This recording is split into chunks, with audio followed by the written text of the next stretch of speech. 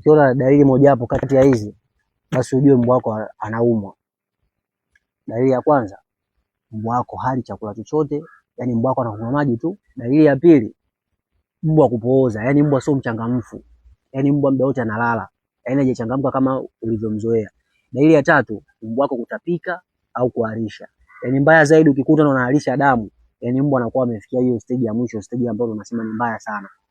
Dalili nyingine ya nne, kumsikia mbwa wako analia kila wakati. Kuna tofauti kati ya kubweka na kulia. Ukisikia mbwa wako analia sana, basi ujue anaumwa, anahitaji msaada. Kama mbwa wako ana dalili moja hapo kati ya hizi ambazo nimekutajia, kitu ambacho unatakiwa kufanye ni kutoa taarifa mapema.